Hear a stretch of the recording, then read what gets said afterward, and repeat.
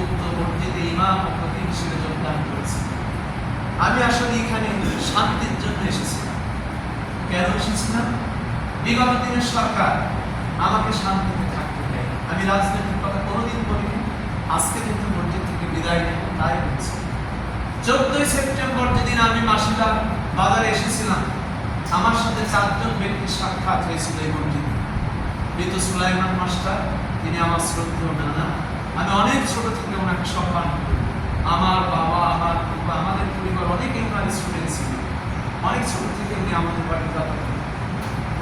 উনি ছিলেন আমির ছিলেন, রহমত ছিলেন আর আব্দুল আজিজ ছিলেন। সর্বপ্রথম আমার কানে আজও বাজে একটি কথা। রহমত বলেছিলেন, যেহেতু আসলে মামা বলার এক্সপিরিয়েন্স আর নেই, তিনি বলেছিলেন, মোহাম্মদ রহমত তিনি বলেছিলেন, আমি জানি তোমার বাবা জামাত ইসলাম এবং এটাও জানি তুমি ছাত্র শিবির। তখন আমির মামা বলেছিলেন একই কথা। আমার নামে অনেক মিথ্যা অপবাদ, মিথ্যা কালিমালে করেছিল সরকার। শুধুমাত্র বিধিবিজ্ঞান সংলগ্ন হওয়ার কারণে উক্ত মসজিদে নিরাপত্তার আশ্রয়ে আশ্রিত হওয়ার জন্য আমার ফুফাতো ভাই এবং আমার জামাই আমাকে এখানে যুক্ত করেছিলেন। আমি আপনাদের সকলকে জানিয়ে দিচ্ছি বিষয়টা। তাহলে সেদিন আমার বাবা জামাত ছিল, সমস্যা ছিল। সেদিন আমার বাবা আমি শিবির ছিলাম, সমস্যা ছিল। এই 12টি বছর অতিক্রম করে 13 বছর আমি চলছি। কেউ কি বলতে পারে যে আমি কাউকে ক্ষতি করেছি? বাংলাদেশ বর্ডার গার্ড বিধি আমার সামনে বসে থাকে, কেউ কোনোদিন বলতে পারে না যে আমি রাজনৈতিক কোনো আলোচনা করেছি। বিগত দিনের সরকারের যতগুলি বড় প্রোগ্রাম হয়েছে, সেমিনার সিম্পোজিয়াম হয়েছে, সেখানে দোয়া করার জন্য অধমকে ডাকা হয়েছে। এসএ ভাবিব থেকে শুরু করে অ্যাডভোকেট মনিরুল ইসলাম এমপি পর্যন্ত আমাকে পুরস্কার দিয়েছে। যখন আমি মানলাম মামার স্ত্রী জানাজা পড়ালাম, এমপি বললেন এই ছেলে তো সুন্দর কথা বলে। তখন এলাকার নেতারা বললেন এটা আমার ভাগ্নে হয়। উনি বললেন এই ইমামকে আমি এনেছিলাম, কত গর্বিত। কিন্তু 2024 সালে অবস্থাটা পাল্টে গেল। আমি হয়ে গেলাম শিবিরের কেডার, আমার বাবা হলো জামাত। আমি আপনাদের বিনয়ের সাথে বলছি, সত্যের পথে চলাতে যদি মৃত্যু এসে থাকে, এই মৃত্যু হচ্ছে শাহাদাতের। কিসের মৃত্যু? আপনারা বলতে পারেন এই 12 বছরের ভিতরে আপনারা কেউ আমার কাছে 1 টাকা পাবেন? বলেন, বলতে পারেন? কেউ বলতে পারেন আমি কাউকে ক্ষতি করেছি? এই যে যুবক ছেলেগুলো, তাদেরকে আমি বলা যায় এখন তাদের বাবার মতো ভালোবেসে তাদেরকে বড় করার চেষ্টা করেছি। কেউ বলতে পারেন আমি তাদেরকে আমি খারাপ কথা বলেছি। তাদেরকে মসজিদে এনেছি, তারা নামাজ পড়া শিখেছে। এই মসজিদে আজান দেওয়ার লোক ছিল না। আমার মোস্তফা মামা মতো বুড়ো মামা পর্যন্ত আজান দিয়েছে আমি যখন এখানে যুক্ত হয়েছি। এখানে আমার বাচ্চারা আমার অ্যাবসেন্সে নামাজ পড়িয়েছে। আমি চেয়েছি আমার জায়গা আর যোগ্য মানুষকে আমি যোগ্য করে তুলব। এটাই আমার দোষ, এটাই আমার অপরাধ। আমার এই কোমলমতি বাচ্চাদেরকে মসজিদ থেকে বঞ্চিত করেছে এই গ্রামের মানুষ। তাদেরকে মসজিদে আসতে দেওয়া হয়। তারা যখন ভালো কাজ করেছে, আজান দিচ্ছে, নামাজ পড়েছে, তখন তাদেরকে বলা হয়েছে না দাঁড়িয়ে পড়ছে। তাদেরকে হাজারো কথা বলা হয়েছে। বড় যখন নামাজ ছেড়ে দিয়েছে, কেউ তাদেরকে আর ডাকতে যায়। এটাই আমার দোষ, এটাই আমার অনেক অপবাদ, অনেক বোঝা বহন করেছি। আমি একজন আলেম, আমি আপনাদের মতো সাধারণ মানুষ, ঠিক আছে, কিন্তু আমার মধ্যে আল্লাহ তাআলা যে কোরআনের জ্ঞানটা দিয়েছে, হয়তো এটা আপনার মধ্যে নেই। আমি আমার সম্মানের কথা ভাবি, আমার তো কোরআনের কথা ভাবতে। আমি আপনাদের বিনয়ের সাথে বলছি। তাহলে সেই বিগত দিন থেকে শুরু করে নিয়ে আমার আরো দোষ। আমার যখন এই মসজিদে যুক্ত করা হয়েছে, আমি শামসুল আলমকে চিনতাম না, আমি রিজাউল ইসলামকে চিনতাম না, রিয়াদে আমি চিনতাম না। অনেক বছর পরে আমি তাদেরকে চিনেছি। ওনারা আমাকে সন্তানের মতো ভালোবাসে।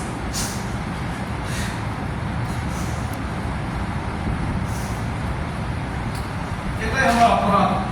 বলা হয়েছে আমি শামসুল আলমের কথা বলছি, উনি তো আমার কারো বিপক্ষে লাগিয়ে দেন। আমাকে বলা হয়েছে আমি যখন বাইক কিনেছি 16 সালে, আমার সাইকেল চুরি হলো, অনেক টাকাওয়ালা ছিল, কেউ তো আমাকে সাইকেল কিনে দেয়। তখন আমি ঢেকি কোথায় থাকতাম, মিডিয়াটা আমাকে নৌকায় এপার ওপার করেছে, সেদিন সময় এসেছে এপার ওপার করেছে, সব সময় পার করেছে, কেউ তো আমাকে একটা সাইকেল দেয়। আমি প্রতিজ্ঞা করেছিলাম, আল্লাহর কাছে বলেছিলাম, আল্লাহ আমি বাইক কিনতে চাই। তৎকালীন সময় আরিফ স্যারকে নিয়ে আমি 59টি কবিতা লিখেছিলাম।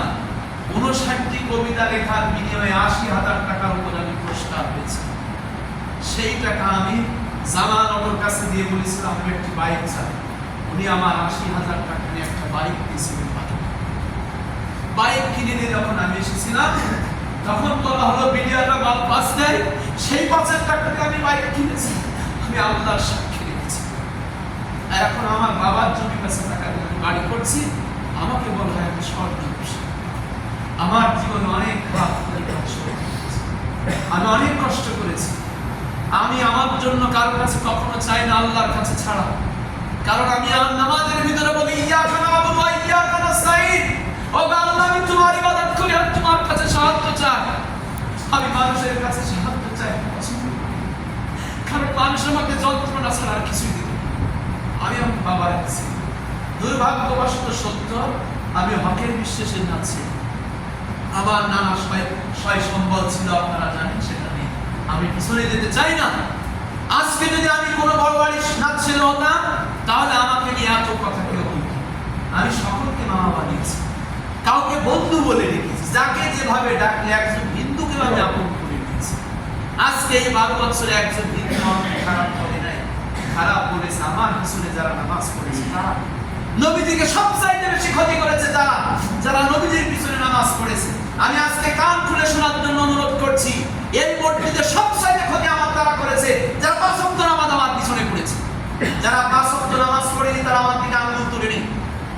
আমার এক্সপেরিয়েন্সের কথা বলছি, আমার 32 বছর বয়স, আমি 22 বছর ধরে নামাজ পড়ি এবং নামাজ পড়াই। এখানে কে এমন আছেন দাঁড়িয়ে বলেন তো যে জীবনে 1 ওয়াক্ত নামাজ কাজে করেননি, জীবনে অপরাধের পথে চলেননি? কে এমন আছেন বলেন যে বাবার কথা অমান্য করেননি? কে আছেন যে আপনার বাবা বলে যে আমার সন্তান আমার কাছে ভালো, আপনার স্ত্রী বলে আমার স্বামী আমার কাছে ভালো, আমার সাথে আপনারা ঠাড়ি করতে চান? আমি আপনাদের বিনয়ের সাথে স্মরণ করছি, অনেক হয়েছে, আমি অনেককে ভালোবাসি, আমার কষ্টগুলো আমি ছেড়ে দিয়ে আজকের মতো বিদায় নিতে চাই।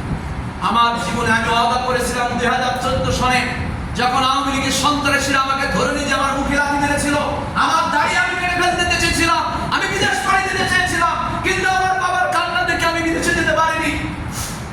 আমি পারিনি, ব্যর্থ হয়েছি। আমি বলেছিলাম আমি আমাকে করতে চাই না, কিন্তু আমার বাবার কান্না আমাকে এখানে আসতে বাধ্য করেছিল। বিগত দিনের মানুষ আমার নামে অনেক যন্ত্রণা দিয়েছে, অনেক বঞ্চনা দিয়েছে। আমি আমার বাবার এক ছেলে, এমন না যে আমরা ফকির, এমন না যে কারোর কাছে আমরা কখনো হাত পাবো।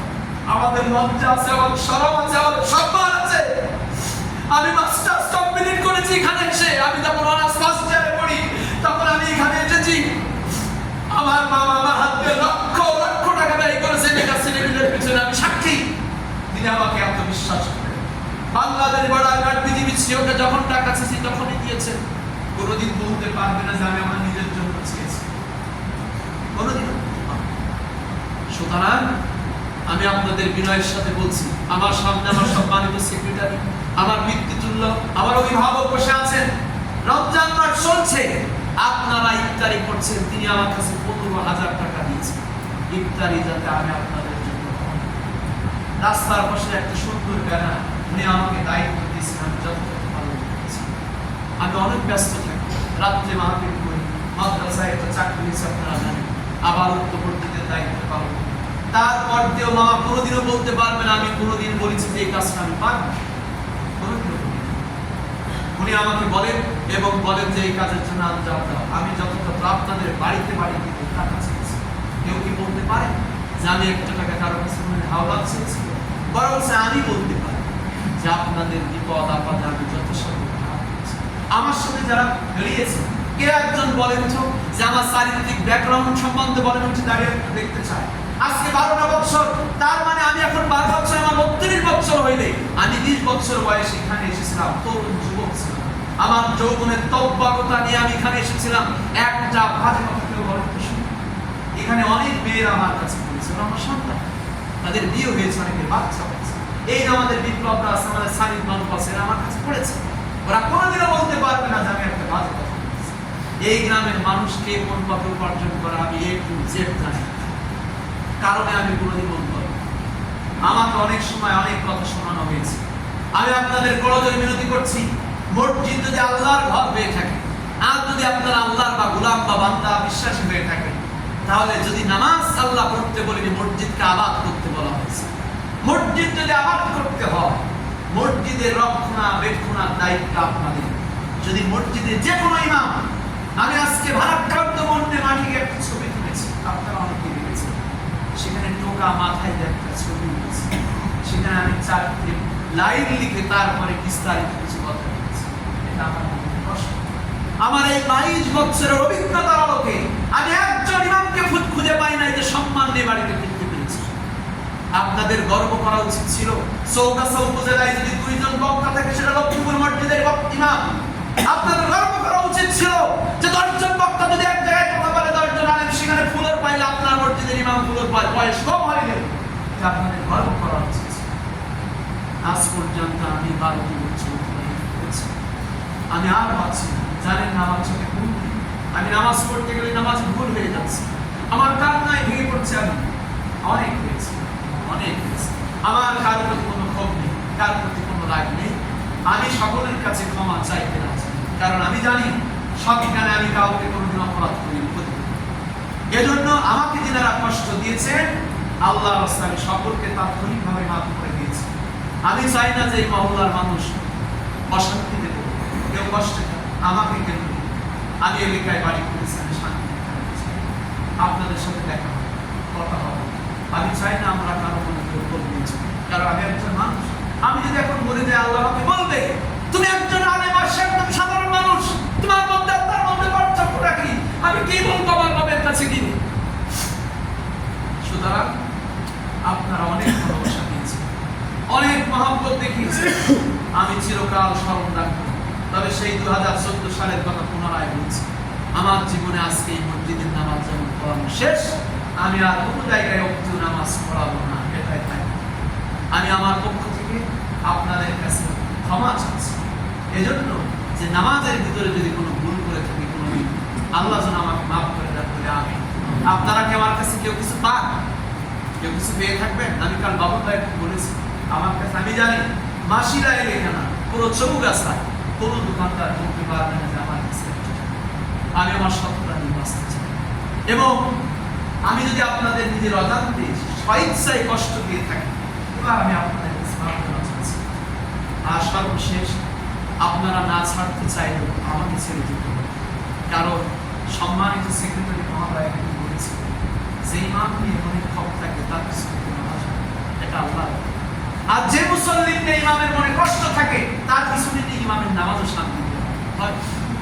সুতরাং আমি আর চাই না, আপনারা আমাকে অনেক ভালোবেসেছেন, আমি চিরকৃতজ্ঞ আপনাদের।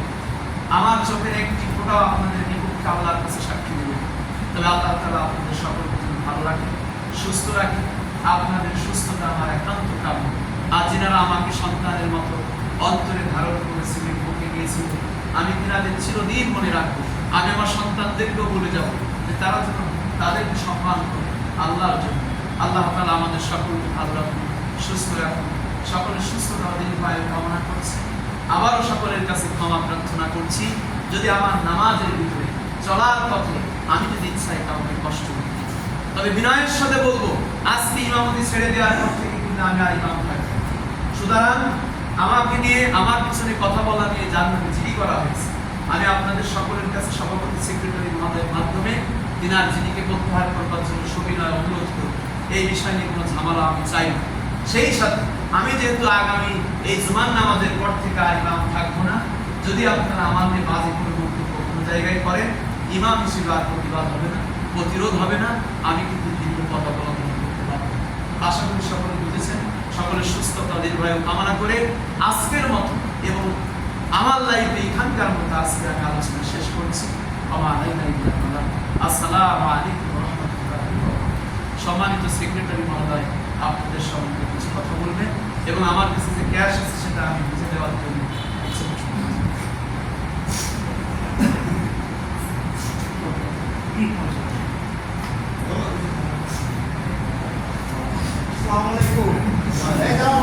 ভিতরে আসেন, ভিতরে আসেন, ভিতরে আসেন, ভিতরে আসেন।